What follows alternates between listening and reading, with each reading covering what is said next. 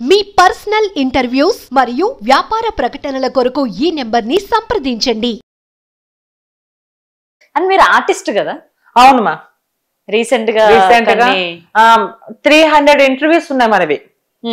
300 interviews. First of all నేను Sye Raa Narasimha Reddy movie చేశాను.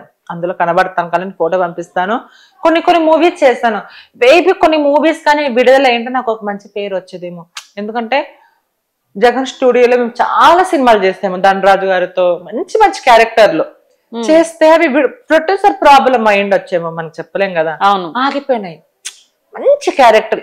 అసలు చూస్తే కదా అసలుకి రీసెంట్ గా ప్రేమ గీమ తసదియా అని కుమార్ గారు ఆయన ఏదో చూసి ఇచ్చారు క్యారెక్టర్, బాగా ఉంది. సో కొన్ని నేను చూపించుకుంటున్నా, కొన్ని చేస్తున్నా. మీకు ఇప్పటిదాకా వచ్చిన క్యారెక్టర్స్ ఎలాంటివి? Transgender character. ఎందుకు అబద్ధం చెప్పాలి మళ్ళీ. సో నాకు ఏ క్యారెక్టర్ వచ్చినా సో హ్యాపీ, నేను రిసీవ్ చేసుకుంటా అంతే.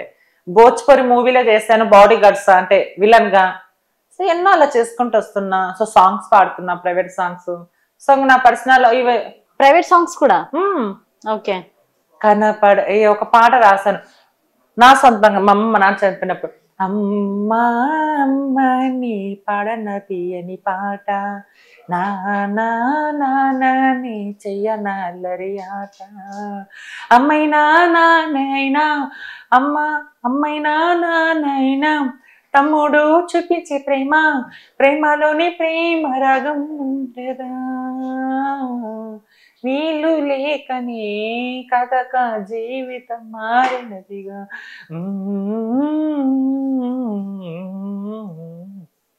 ఎన్నో పాటలు రాశాను. సో అంటే రైటర్.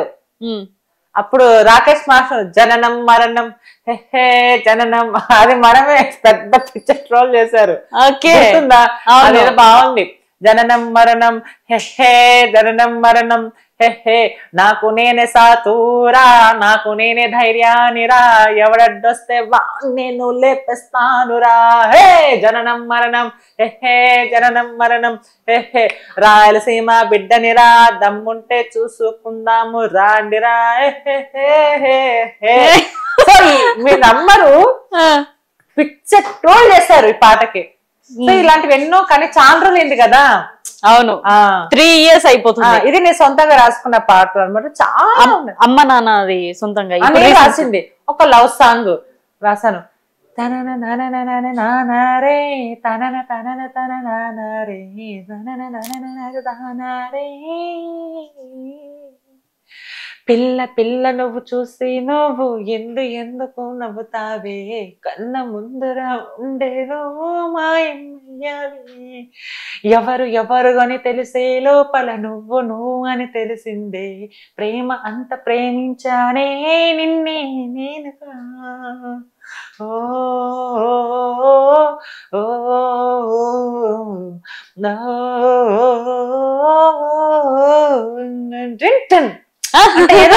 అంటే రాసుకున్నాను.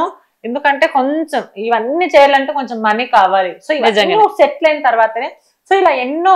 అమ్మ పాట ఎప్పుడో చెడ్డీలు వేసుకున్నప్పుడు అబ్బాయి ఉన్నప్పుడు ఫిలిం నగర్ లో కూర్చొని అలా అమ్మ ప్రేమ, అమ్మ కోసం అలా రాసుకున్నదని.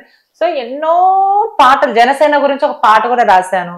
సో మీకు అన్ని లింక్ పంపిస్తాను. ఎందుకంటే ఏదో మాదిరి ఏదో అబద్ధం అనే అనుకున్నచ్చు, కానీ జనాలు ఈ వీడియోలు చూసి పెట్టిన తర్వాత ఒకడు మాదిరి ఎప్పుడో రాకేష్ మాస్టర్ ఫేమస్ అయింది, ఇప్పుడు ఏంద్రా మీరు కామెంట్స్ పెడుతున్నారు ఒకడు చాలా మంచిగా అనిపించింది. ఎన్నో ఇలాంటి పాటలు చాలా. ఇప్పుడు మామూలు పాట తీసుకోవాలంటే, ఓ వన్న పడితే ఆ కొండ కొన్న హాయి, పూలొచ్చి పలికే సంపంగి భావాలో, ఓ పూలొచ్చే ఓ విరహోలే భావోజీ, సంగీతం అంటేనే హాయి హాయి, ఎదలో నా లహరి లహరి,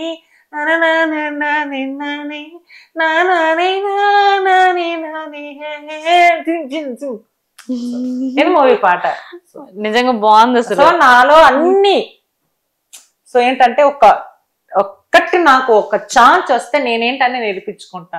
సో నాకు ఒక ఛాన్స్ ఇవ్వండి, సినిమా ఫీల్డ్ లో కావచ్చు, ఏదైనా కావచ్చు. ఆల్రెడీ చేస్తూనే గుర్తింపు పెద్ద షోలో చెయ్యాలి నేను చాలా. ఇంకా సో నా కోరిక. సో అలా. ఓకే, మీ రియల్ లైఫ్ లో లవ్ ఏమన్నా ఉందా? లవ్ అనేది ఉంటది, ఎందుకుండదండి, ఉంది అయితే. సో ఆయన మనం ట్రాన్స్జెండర్ కాబట్టి సో మనం ఇంకా అదే కదా, పిల్లలు లేరని సో పెళ్లి చేసుకుని హ్యాపీగా ఉన్నాడు. సో నేను ఒకటే తెలిసింది నాకు, సో నేను ఒకటే అనుకున్నా, సో సరే పోనీ మనమైతే ట్రాన్స్జెండర్ కదా పర్వాలేదు. సో ఆడదాని జీవితమే ఇవాళ రేపు ఘోరంగా ఉంది. మీ ముందర మేమెంత ఆడదాన్ని కడుపు చేసి వదిలేస్తున్నారు, ప్రేమతో మాయ మాటలు చేసి ప్రేమించి 4 రోజులు వాడుకొని చంపేస్తున్నారు. సో వీళ్ళతో పోల్చుకుంటే నేనెంత ఆవగింజంత. రియలైజ్ అయ్యారైతే నాకు ఇప్పుడు నిద్ర రాదు నిజంగా, నైట్ పూట అసలు ఏవేవో. ఒకవైపు తల్లిదండ్రులు పర్లేరు, ఒకవైపు ఏంటి సమాజం, ఒకవైపు ఇంత అందంగా ఉండి కూడా నేను ఎందుకు భిక్షాటన వెళ్ళాలి,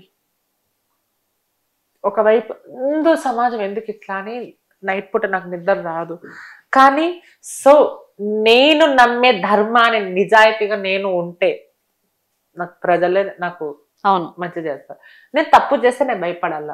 సో ఏంటంటే ప్రతి ఒక్కరూ, నేను ఎప్పుడు ఓపెన్ అవ్వను, ఎందుకంటే చాలా మంది బ్రేకప్ అయ్యి చాలా మంది, కానీ నేను చెప్పుకుంటా నా స్టోరీ చాలా పెద్దగా ఉంటుంది. అంటే ప్రేమ విషయంలో కాదు, అంటే చిన్నప్పుడు అమ్మ చనిపోతే, నాకు చనిపోయినప్పుడు కూడా ఎవరు లేరు అని చనిపోదాం అనుకున్నా. సో ఎవరికి నిజం చెప్తున్నానమ్మా, ఈ కామెంట్స్ పెట్టే వాళ్ళకి ఏం తెలుస్తుంది, కానీ అమ్మ నాన్న ఏమి తెలియకుండా మాకు ఏం లేకుండా మా జీవితం ఇలా. సో వచ్చేవాడు కూడా డబ్బునే ఆశిస్తాడు, అంటే నా లైఫ్ లో జరగలేదు కానీ కమ్యూనిటీలో జరిగింది. వచ్చే వాళ్ళు లైఫ్ లో డబ్బును ఆశిస్తారు, ఎంజాయ్మెంట్ కొన్నాళ్ళు, దాని తర్వాత నువ్వు హిజ్రా కొజ్జా అనడము. సో ఇలా చాలా మంది సూసైడ్ చేసుకోవడము. సో ఇవన్నీ నేను చూసి చూసి చూసి ఒక ధైర్యాన్ని గుండెలో ఒక గట్టిగా కొట్టుకున్నా. నేను ధైర్యంగా ఉండాలి. సో ఎప్పుడు మాదిరి, సో ఎప్పుడైనా అదిగో నేను ఒక్కదాన్నే కాదు, ప్రపంచంలో అమ్మాయిలు లేరా, ఎంత మంది మోసం చేసి అమ్మాయిలను రేప్ చేసి కడుపు తెచ్చి చంపేస్తున్నారు. అమ్మాయిలు ఎంత ఎంత అయిపోవాలి. ఇప్పుడు వీడియోలు చూస్తున్న పాపము అమ్మాయిలు ఎంత సఫర్ అవుతున్నారు, వాళ్ళ ముందర మేమెంత. సో ఇదంతా కొన్నాళ్ళు మాయే, ఏదే శాశ్వతం కాదు. నీ నోరు మంచిది అయితే ఊరు మంచిది. సో సంపాదించుకోవాలి, 4 రూపాయలు ఎత్తి పెట్టుకోవాలి, ఫ్యూచర్ లో తినాలి. కానీ ఎంత గట్టిగా ఉందామని చెక్కున్నా కూడా ఇక్కడ కరెక్ట్ గా ఉండదు సమ్ టైమ్స్. సో అవన్నీ ఎలా బ్యాలెన్స్ చేసుకుంటారు? నిజంగా పేరెంట్స్ లేరు, ఒక లవ్ చేసిన లవ్ లేకుండా పోయింది. ఏమో మామూలేదు, ప్రతి ఒక్కరికి అప్పుడప్పుడు అనిపిస్తుంది మీలాంటి అమ్మాయిలను చూస్తే. సో మామూలే, ఏం కాదు. ఒక ధైర్యాన్ని నేను అదే తీసుకుంటా, ఎందుకంటే కమ్యూనిటీలో కానీ ఎక్కడైనా కానీ సో నన్ను మంచిగా రిసీవ్ చేసుకుంటారు. అందుకే నేను మంచిగా ఉంటా. దేవుడు నాకు బాధ వచ్చింది అనుకో, నేను ఎక్కడికైనా వెళ్ళిపోతాను పుణ్యక్షేత్రాలకు. 10 శక్తి పీఠాలు చూశాను, 5 సార్లు కాశీకి వెళ్ళాను, కేదార్నాథ్, బద్రీనాథ్, మళ్ళీ ఏంది పూరి జగన్నాథ్ టెంపుల్, ఎన్నో తిరుగుతూ ఉంటా. సో నాకు దేవుడే అదే. సో వాడు ఎవరైనా కానీ మంచిగా ఉంటే చాలు. సో హ్యాపీ కదా నేను, పర్వాలేదు. సో కానీ అంతే, ఆడదానికంటే ఆడవాళ్ళకంటే మనం ఎక్కువనా అమ్మా, మనకంటే ఎంత బాధపడుతున్నారు. సో మేమన్నా బ్రేకప్ ప్రెగ్నెంట్ చేసి వదిలిపెట్టేస్తే ఎంత నరకం అనిపించుంటుంది. ఆడదాని ముందర పెయిన్ నేను ఎంత చెప్పు. సో ఏమంటే బతుకున్నంత వరకు మంచిగా ఉండాలి, నీతి నిజాయితీగా. నువ్వు అక్క అంటున్నావు, నేను అది నిలబెట్టుకోవాలి. ఫస్ట్ ఆఫ్ ఆల్ నేను వెళ్ళిపోయినా కానీ అరే అక్క భలే బాధపడ అది రావాలి. అదొక అది మామూలే, అది అట్లా ఉండకూడదు. వెనకలు ఒక మాట ముందర ఒక మాట, సో రాకూడదు. సో నేను డేర్ ఛాలెంజ్ చేస్తాను. సో నేను ఎవ్వరికి భయపడను. నిజము, అఘోర విషయాలు కూడా ఇదే జరుగుతుంది. తప్పు ఉంటే తాట తీస్తా, నేను తప్పు చేసినా నా తాట మీరు తీయండి. ఓకే, ఇప్పుడు ఏం ప్రపోజల్స్ రావట్లే మరి? ఇప్పుడా నాకొద్దే వద్దు. సో నాకు ఇలాంటి వద్దు, ఎందుకంటే నా లైఫ్ నాకు చాలా బాగుంది. లైఫ్ ఎప్పుడు నాకు మళ్ళా నమ్మి మోసపోవాలని లేదు, అట్లేం లేదు. చాలా మంది నాకు అసలు ఫస్ట్ ఆఫ్ ఆల్ నాకు అలాంటివే ఇంట్రెస్ట్ లేదు.